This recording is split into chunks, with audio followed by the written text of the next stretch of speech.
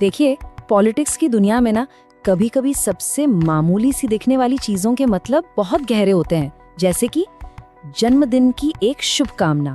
हाल ही में रूस के राष्ट्रपति व्लादिमीर पुतिन ने प्रधानमंत्री नरेंद्र मोदी को एक बर्थडे मैसेज भेजा, पर ये कोई आम बधाई संदेश नहीं था। तो चलिए इस मैसेज की परतों को जरा खोलकर देखते हैं और समझते हैं कि इस दोस्ती के पीछे आखिर कौन सी कूटनीति छिपी है। पुतिन ने अपने मैसेज की शुरुआत बहुत ही पर्सनल अंदाज में की। उन्होंने प्रधानमंत्री मोदी को सिर्फ एक लीडर नहीं बल्कि अपना दोस्त कहा। और देखिए, इंटरनेशनल डिप्लोमेसी में हर शब्द ना बहुत सोच समझकर चुना जाता है। तो ये जो दोस्त शब्द है, इसका इस्तेमाल एक तरह से दोनों देशों के बीच के मजबूत रिश्ते पर मोहर लगाने जैसा है।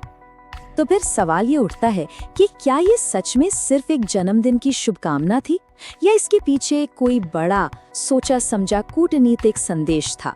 आइए इस संदेश की परतों को एक एक करके खोलते हैं। तो चलिए सबसे पहले पहली परत को समझते हैं। ये वो परत है जो दोनों देशों के बीच भरोसे के एक लंबे और गहरे इतिहास पर टिकी है। पुतिन ने इस नींव को बहुत मजबूती से याद दिलाया। पुतिन के शब्द थे कि भारत और रूस के रिश्ते हमेशा से भरोसेमंद और दोस्ताना रहे हैं। आज की इस बदलती दुनिया में जहां गठबंधन रोज बन और बिगड़ रहे हैं, दशकों पुरानी इस दोस्ती पर जोर देना अपने आप में एक बहुत बड़ा संकेत है। और जब पुतिन इस रिश्ते की बात करते हैं तो वो कोई 4-5 साल की बात नहीं कर रहे, वो दशकों पुराने संबंधों का जिक्र कर रहे हैं। सोवियत संघ के जमाने से लेकर उसके टूटने के बाद और आज के मॉडर्न रूस तक ये एक ऐसा रिश्ता है जो हर दौर की कसौटी पर खरा उतरा है। एक और बड़ी दिलचस्प बात जो पुतिन ने कही वो ये थी कि ये रिश्ता सिर्फ सरकारों का नहीं है, बल्कि दोनों देशों में इस पर एक राष्ट्रव्यापी सहमति है। मतलब साफ है, ये रिश्ता सिर्फ नेताओं पर नहीं टिका है, बल्कि दोनों देशों की जनता के सपोर्ट पर खड़ा है, जो इसे और भी ज्यादा मजबूत बनाता है। तो इतिहास की इस मजबूत नींव को याद दिलाने के बाद पुतिन अपने संदेश के असली और सबसे जरूरी पॉलिटिकल पॉइंट पर आते हैं। और सच कहूं तो यही वो हिस्सा है जिसने सबका ध्यान अपनी तरफ खींचा। तो भाई, आखिर पुतिन का असली मकसद क्या था? उनके मैसेज का वो कौन सा सेंट्रल पॉइंट था जिसे वो पूरी दुनिया तक पहुंचाना चाहते थे? ये है वो लाइन।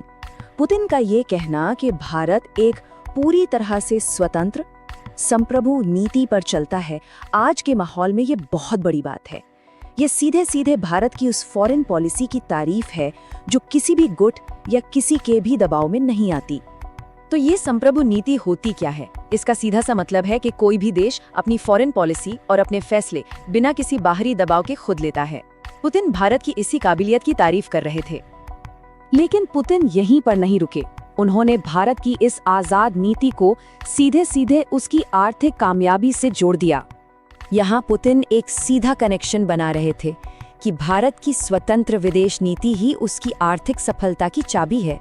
एक तरह से वो दुनिया को संदेश दे रहे थे कि जो देश अपने फैसले खुद लेते हैं वही असल में तरक्की करते हैं।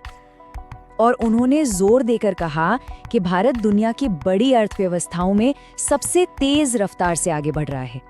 अब ये सिर्फ तारीफ नहीं है, बल्कि दुनिया के सामने भारत के इकोनॉमिक मॉडल पर एक तरह से मोहर लगाने जैसा है।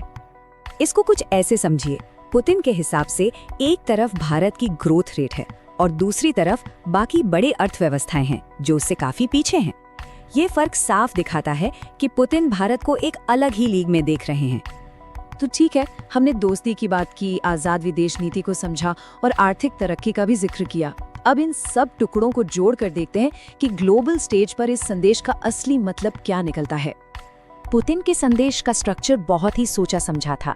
देखिए, शुरुआत हुई एक पर्सनल ग्रीटिंग से, फिर रिश्ते के ऐतिहासिक आधार को मजबूत किया गया, उसके बाद भारत की स्वतंत्र नीति को पॉलिटिकल सपोर्ट दिया और आखिर में इसे आर्थिक सफलता से जोड़कर सही ठहराया। हर कदम पिछले कदम पर बनाया गया था। तो कुल मिलाकर ये संदेश एक तीर से कई निशाने साध रहा था। ये रूस भारत की दोस्ती को और गहरा करता है। ये दुनिया के सामने भारत की गुट निरपेक्ष नीति की तारीफ करता है और ये भारत के विकास मॉडल को एक कामयाब ऑल्टरनेटिव के तौर पर पेश करता है।